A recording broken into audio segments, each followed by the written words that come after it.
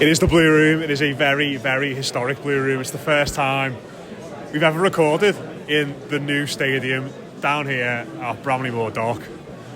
We are at the very first test event. I'm joined by Les Roberts and Mark Mosey. There is a football match going on the pitch, but no one's really paying too much attention to that. Everyone's just having a good look around, trying to take it all in.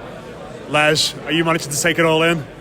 I'm trying, but it's really difficult. It's like people have said, pictures can't do it justice. It is huge, and it's quite difficult to take in just how vast it is from the inside. Even on the walk up to the ground, when you get through the dock wall, through the entrance, and it just opens up and you see the ground, it's massive. It just looks absolutely huge, and it's all in its own space, so it's not penned in, which adds to the spectacle of it, really. And as you walk around, the finish on the ground and everything, it's all like top spec, and it just looks incredible. Honestly, when people get the chance to come and see it, if you've not already seen it, it will knock your socks off. I think it's everything I hoped it would be and more. We're just downstairs at the minute in the bar area in the south stand, looking out towards town. That's got to be something else when we all go for an early burst at like 35 minutes when the game's on. But yeah, the bars look really nice. It just looks, it's that good. I can't speak highly enough of it, really. We're sitting too deep. The formation doesn't suit us. Ball's moving too slowly, and I've seen it all before, Matt, and I fucking hate it. Apart from that, the stadium's great. As Les said, we're downstairs now at half time. I think so much takes you back in terms of the grandeur and the scale of the place. First impressions, obviously, and it is very much that, because there's a lot of soft opening feels here in terms of how ready the place actually is, and Everton we're keen to stress that this week. But from a hospitality point of view, if anyone thought they were ever going to struggle to get food or drink in an Everton game ever again, I don't think that's going to be the case. There are an army of tills and kiosks and stuff here, and it does feel as though this kind of new generation of football stadium which most other teams have progressed into ahead of Everton now.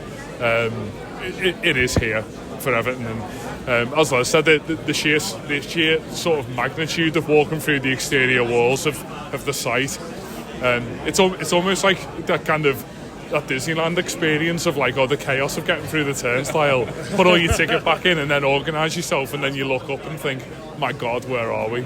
And it was very much that feeling. And when you walked off the dock road tonight, getting up to your seat, I think that the first thing that struck certainly me and you, Matt, when we went to our seat, was how steep that south stand is. I know a lot has been made of the gradient of it compared to other stands in Britain, but I fear for games where the atmosphere gets too much and we're all standing for prolonged periods of the game, and it's going to take a lot of concentration to get to and from your seat going forward. But anyone who lurches forward when we score a goal in celebration, you're in trouble massively. Yeah, absolutely.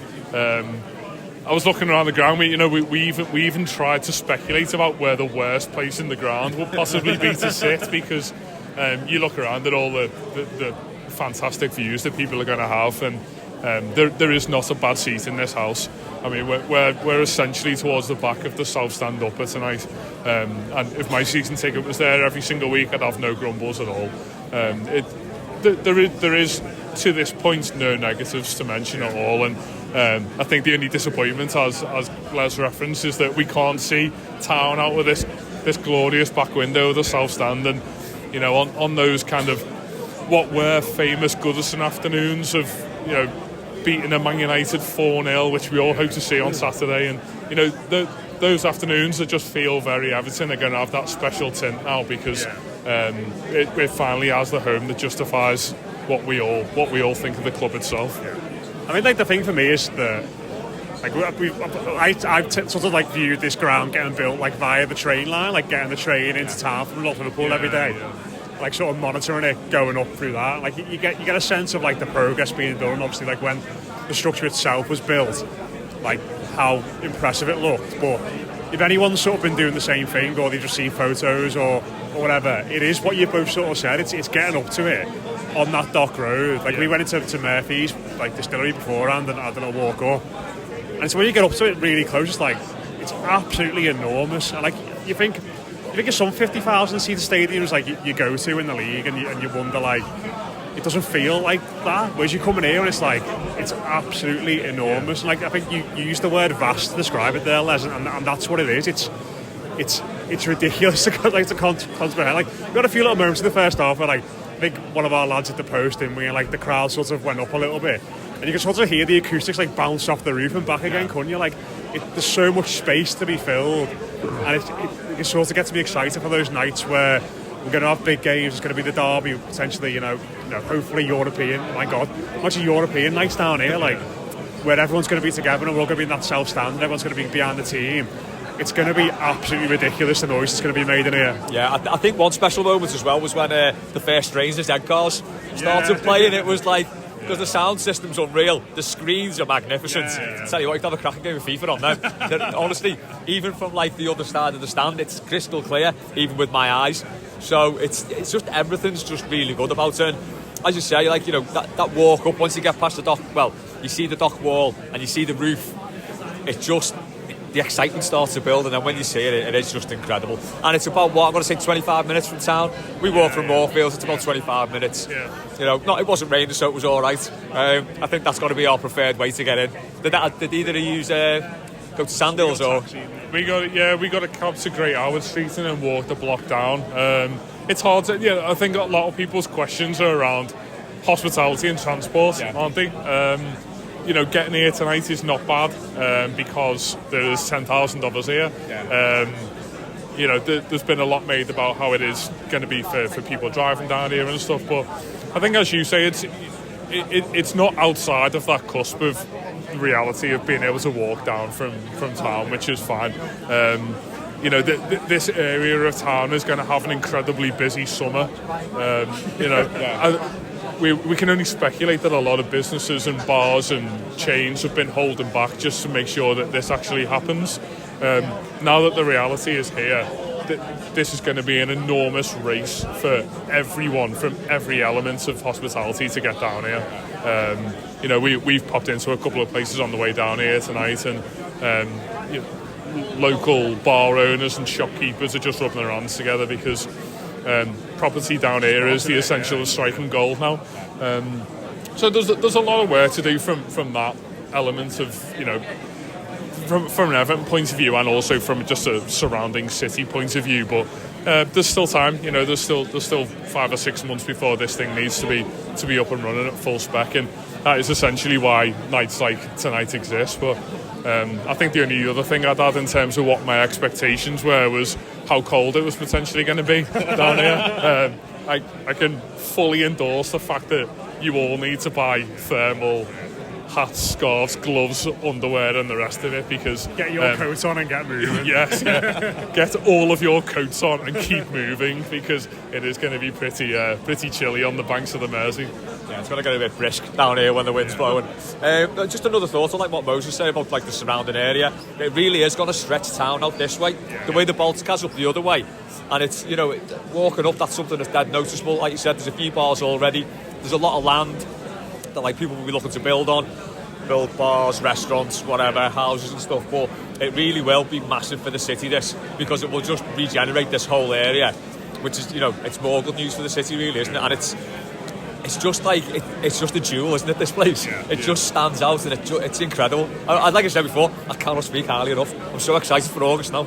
It's mad, like, I think we were saying, I can't remember saying to you and my dad in the way, and like, it's mad to think that we're stood in here now, and what was it, 10, 12 years ago maybe, we were very close to moving to effectively a car park in the middle of nowhere in Kirby, and like, I know it's been an arduous, painful task to get here, and at times, we have had people laugh at the cone down on the ground and say, they're actually going to build this thing and all that, and like, to actually be stood here now, like, and you're right, like, obviously when you go up to your seats, and you can still tell there's like bits and pieces not finished, the pitch still needs maybe a bit of tidying up, and like down here still like the finishing flourishes are not there, but it's just surreal, and like sort of like a bit of a relief in a way, like, I was sort of saying to you, Mose, on the way up, like, I've been a bit nervous about today, because I was sort of worried I was going to get here and be like, I don't like it, or there's this sort of thing, I don't like it, like, I'm sure there will be people who do have that, and if you do get here and have that feeling, there's nothing you can do. Like it's good. This ground's going to outlive all of us, isn't it? Really, and like there's not really much you can do about it. But like being here and like there's throngs of people around us now down here in the getting a drink and that. It's not like overwhelmed by any means, but it's just sort of calm your nerves a little bit. Like this is not I saw people comparing it to East Point Arena on FIFA on Twitter the other day. This is not your identical stadium. This is not out of the box, King Power, St Mary's, whatever else. This is genuinely very unique and special. Yeah, absolutely. It'll be interesting to see what I think when we go back into Goodison on Saturday afternoon. Because once you're here, your mindset automatically thinks, well, we're kind of halfway there from a stadium point of view. We're safe in the league point of view. We all hope, and let's all just progress down the line a little bit and get to August. And there's obviously a lot of business to be done on the pitch back at Goodison still, but off the pitch, I think maybe we'll all feel a little bit differently going in at the weekend now, thinking, well, I see the frailty of the place, and I see where progression is absolutely needed. And it's sad on one hand and obviously very nostalgic from the other, but it's necessary progress at the place. My face when coming in here tonight was like primitive man seeing an escalator for the first time.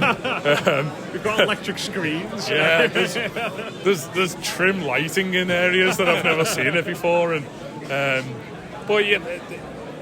We joke about all these kind of like minor details, but it is that kind of element of finesse that modern businesses just have to have. Take away everything that we live and breathe on the pitch, and micro analysis we do of players and managers, but on the grander scale of what Everton is and has to be in the future commercially, this is just head and shoulders above what we've ever known. We were almost laughing to each other looking at the executive boxes around the ground, thinking there's covered couch areas. I'm led to believe there's a hot tub under one. I'm not sure, but we will await that in August. But it just feels right. It feels right when you're in here. I think in the hour leading up to the game, it's difficult to allow a new ritual to sink in. We've all been doing this for decades now. This will feel like you were cheating on Goodison. Yeah, it does. Yeah. It does. This is the football stadium equivalent of cheating on your missus, because if you change elements of a routine that you've done every other Saturday for literal decades, then it does hit you differently inside, and it's frustratingly something that we all care way too much about. But yeah, there's the notable signs of progress without it not feeling like home. And I think everything you said about the nervousness tonight was, is it going to be good enough? Is the spec going to be high enough? For me, it was just, is it going to feel like I belong here in my leisure time and my social time? And already it feels right down here. And when the new technology beer pumps are working, it's only going to improve, isn't it? Just to finish off then, so what seat are you in tonight, Les? Just for people who might have the season ticket round here. Row 50, seat 105. How does that feel in terms of like proximity to the pitch and view and stuff? Because you had a lot of people asking about like sight lines and whatever on Twitter. So I took a picture and sent it to Foxy about the sight line of like someone stood up in front of me, and you're definitely higher up, so there's definitely more clearance between seats. The seats themselves are a bit bigger, I think, as well. And it doesn't feel too far away, so we're back at the park end now. It doesn't really feel any further than that. I think, like I said before, the vastness of the ground, the pitch looks huge tonight for some reason, and it's a very different experience, I think, because the stands are so different. It is a very different experience, and I think for people who sit in the Bullens or the main stand, they won't really have had a vantage point like this. I think the park end's the most similar because it is just the one tier with no obstructed view, so it's going to be very, very different for everyone. But like Mo said, there's just not a bad seat in the house at all. And we're same height, so we're row 49, seat 200. So we're right behind the goal, aren't we? Right behind the goal at the same height. Yeah, I would say from a height point of view, my concern about sitting at the back of any stands was that you would always feel higher than the rest of the stadium. From a top balcony perspective that we have now, you're never going to get that here. Even we looked at the press box in the West Stand, which is right at the back.